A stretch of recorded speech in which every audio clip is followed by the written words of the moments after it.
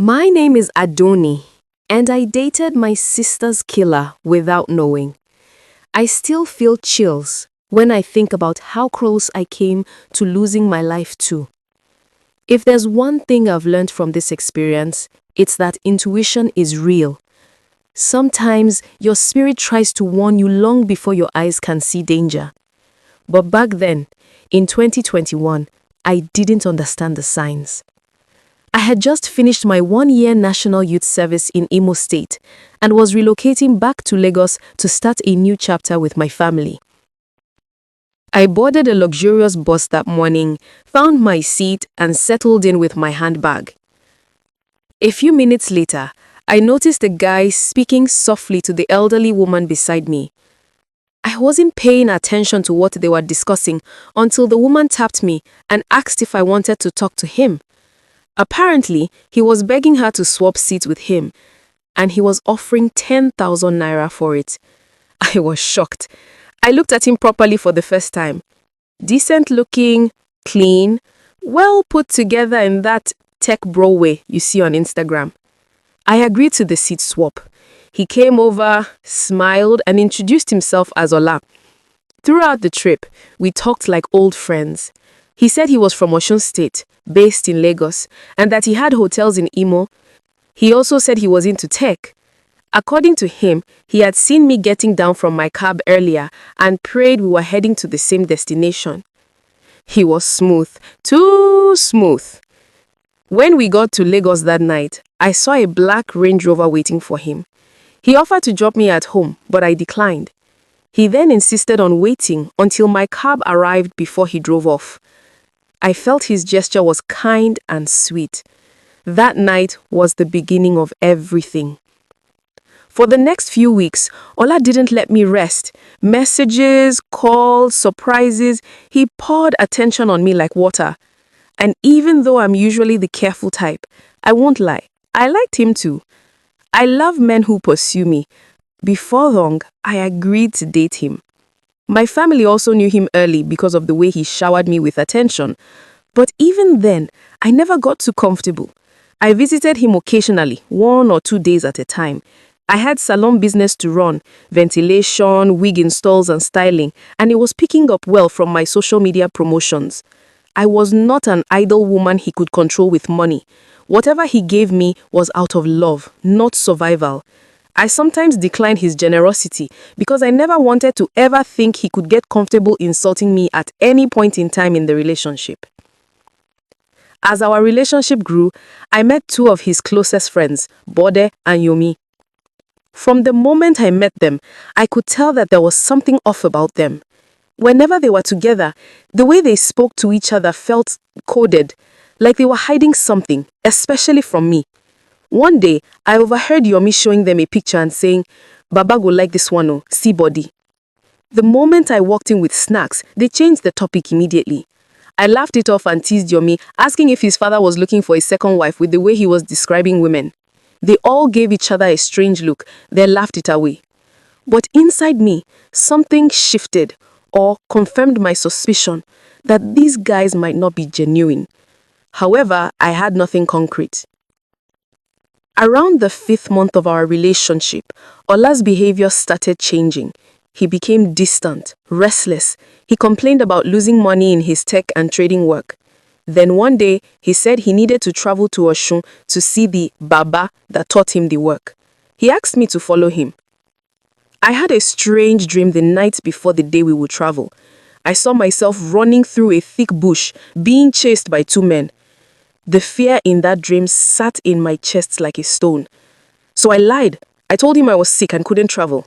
He tried to convince me, but I refused. He traveled without me. Throughout that week, I kept having more disturbing dreams. Me, as a little girl, holding a clay pot with fire. A young man painted in blood and charcoal. A chicken struggling in the hands of a strange-looking man. I couldn't explain it. I started fasting and praying. I also told my family about it. When Ola returned, he seemed different. Quiet, distracted, spiritually heavy. Something inside me said, "Leave." This was after dropping off the dishes I made for him. But I didn't know why. I left and went to my elder sister's place in Ogba and told her everything. She told me to pray. She also warned me to stop discussing my relationship with my closest friend, Oge. At the time, I didn't understand why, but the uneasiness didn't go away. Even when Oge later advised me to follow my instincts and leave, I became suspicious of her too, thinking she wanted me to break up with Ola, or she was jealous of me or something. In fact, I didn't know what I was thinking. So instead of leaving, I tried harder to be the perfect partner.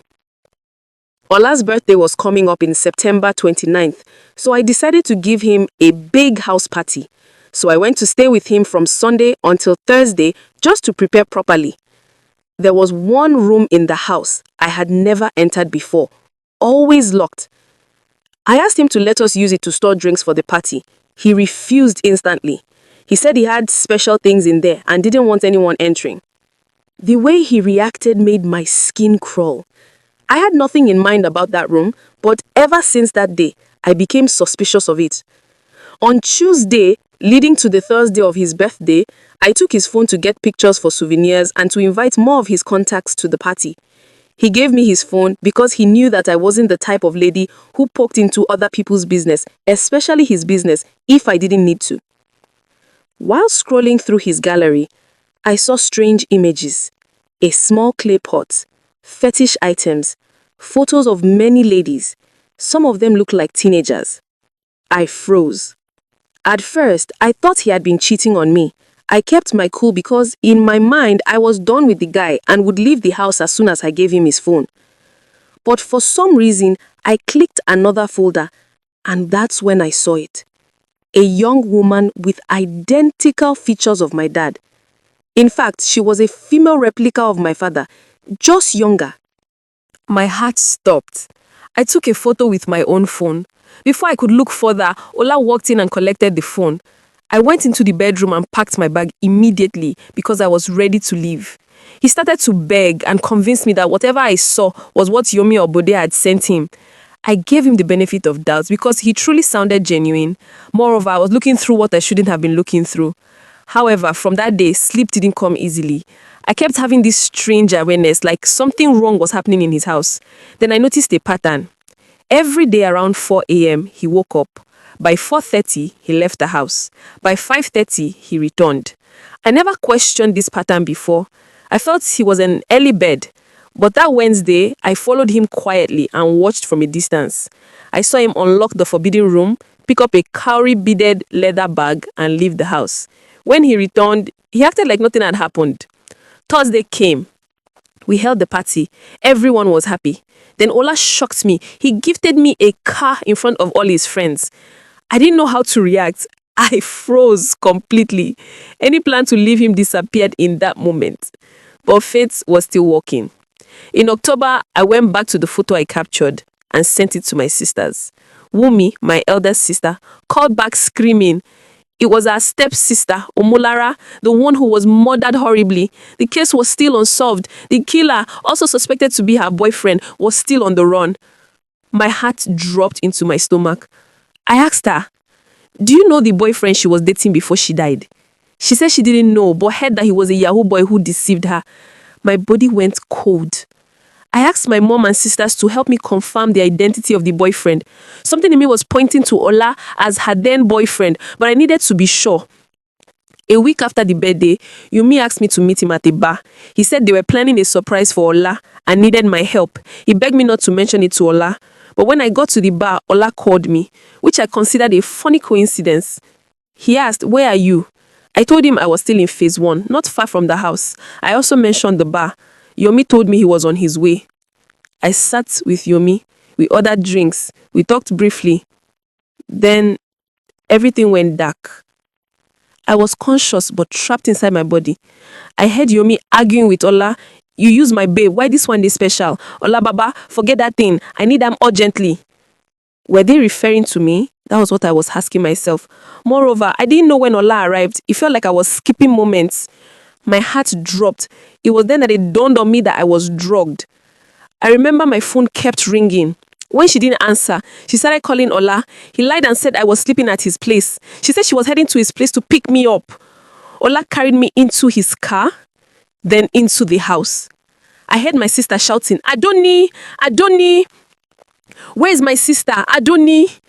My mother's voice broke through everything. Ola broke and blamed Yomi. He said he found me having drinks with his friends and brought me back to his place. But the truth was already clear. I was almost the next victim. I spent 2 days in the hospital. My father and Omolara's mother were already in Lagos the day I was discharged. They found Ola and his friends and handed them over to the police. I didn't follow my family during the day of the arrest, but I was told that he confessed to part of his crime, denied parts, twisted the rest. But somehow, in 2024, he was released quietly. No warning to my family, no justice for my sister. When I went back to confront him, another family had moved into the apartment he was living in. He had vanished again. That's how the system protected him. Sometimes I still shiver at how close I came to death, how I slept beside the man who killed my sister, how my spirit kept warning me, but I didn't listen quickly enough. But I'm grateful because despite everything, I'm still alive.